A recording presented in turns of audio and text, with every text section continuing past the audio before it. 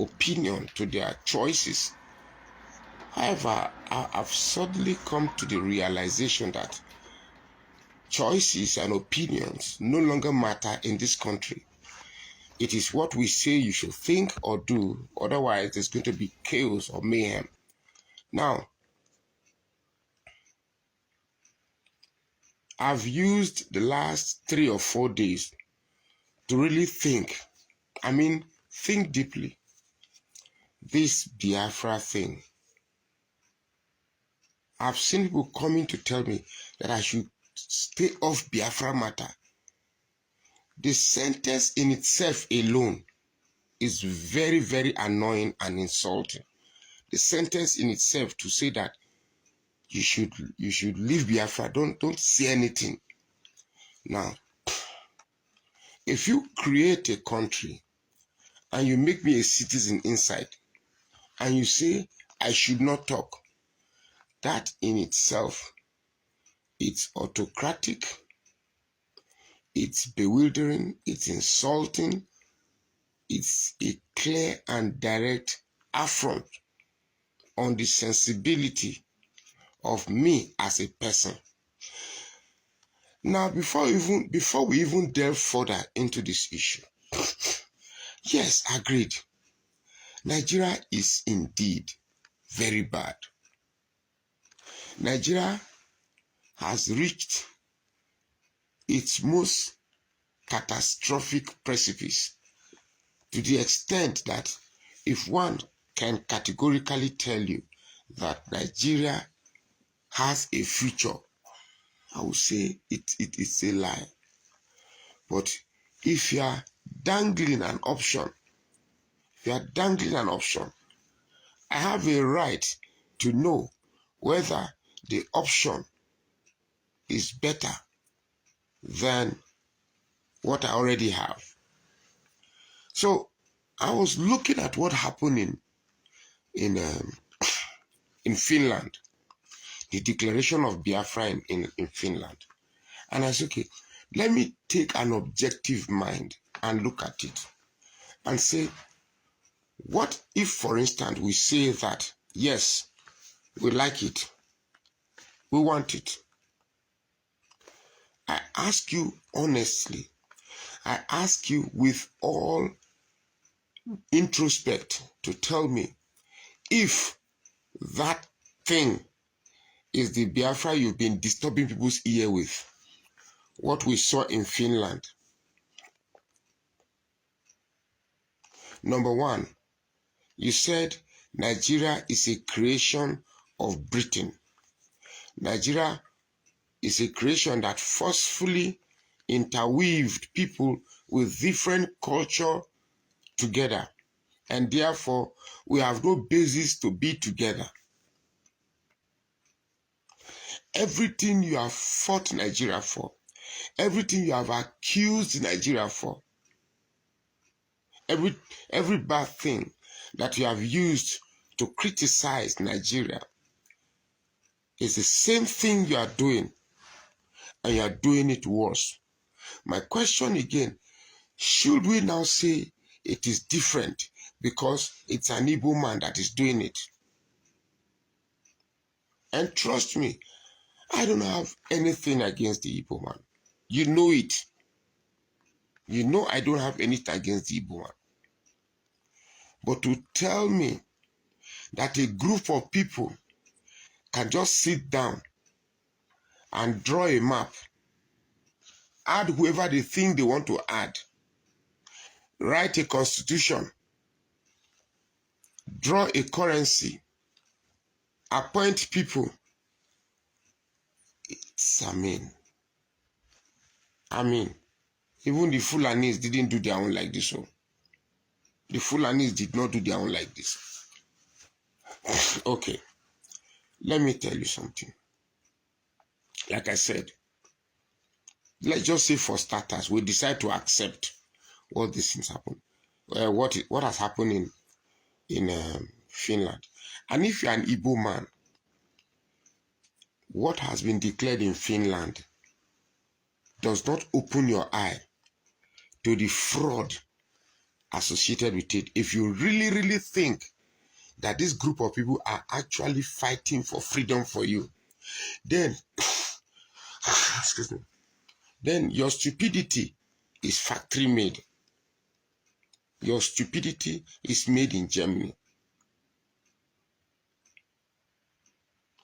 This group of people have come to the understanding that it's like, for me, I grew up believing that an Igbo man is wise, clean, industrious, academic, intellectual, has a greater sense of IQ, a greater gift of IQ. But it's like the only thing that activates his mumu is Biafra. Once you mention that Biafra, he recalls the Civil War. He recalls how his forefathers were unalived and somebody came and packaged a story. Now, all these Gen Z that were giving birth to 1990, because if you realize, almost everybody that I'm seeing, even how old is Simon Ekpa?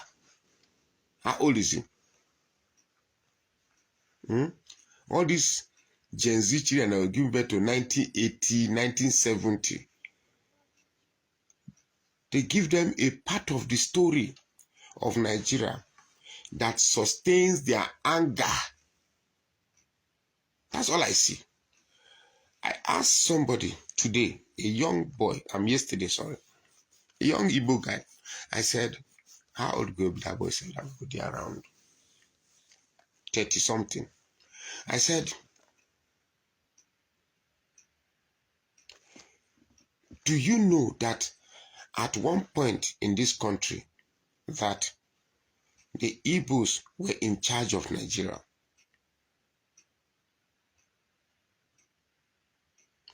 Do you know that Igbos were in charge of this country? When you were in charge of this country, why didn't you turn this country to that El Dorado that you seem you want better? Because I've seen a lot of, I'm somebody who has fought for Igbos. I've fought for Igbos. I've done everything to create that empathy. But trust me, I am approaching that point where I'm beginning to see the reason why the Yoruba man hate the Igbo man, or why the Fulanis hate. I'm approaching that. I won't lie to you. I'm approaching that point.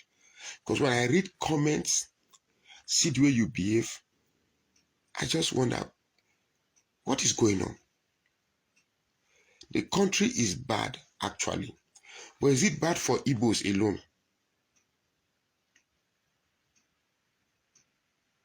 The country is bad as it is right now. Is it bad for Igbo alone?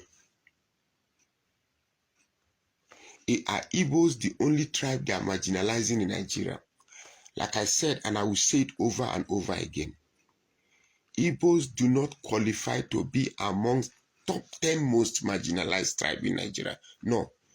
I asked somebody, I said, the Igbo man and the man from Southern Kaduna, who is more marginalized? He kept quiet. There's a place they call Biu in Borno State. Biu, B-I-U. It's about 90-something% Christians. But they can never be governor. They can never be director of any ministry. There's so many places, so many things to talk about. So when you say you are being marginalized, what exactly are you talking about? It's not like an Igbo man goes to Kano and he wants to settle down. They say, no, this man is an Igbo man. We don't want him.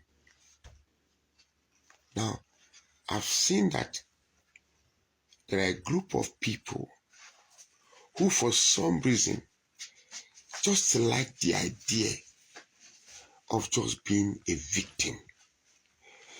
You just like the idea, I'm a victim. People hate me. The hatred for Igbo is so much. I am an honorable man. I don't think I can comfortably contest in an election and win. And my crime is that I'm an honorable man. So, what is it exactly is your problem? That is why I came to the honest conclusion that this Biafra struggle, there are a group of people that are behind it. And if you honestly believe that this group of people have taken upon themselves to claim that they are fighting for freedom for you, your stupidity is God-made. It's straight from the factory.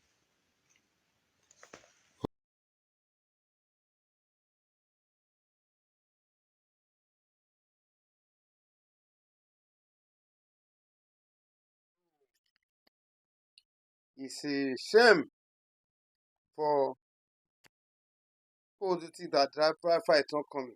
It's coming. Because they are done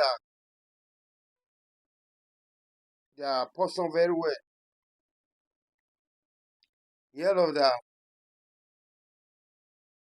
their currency is Ojuku, Unadikani, and Samekpa, Kadon Zogo. These are Igbo nationalists. So Biafra must come. Who is the success? All the time, who is the success?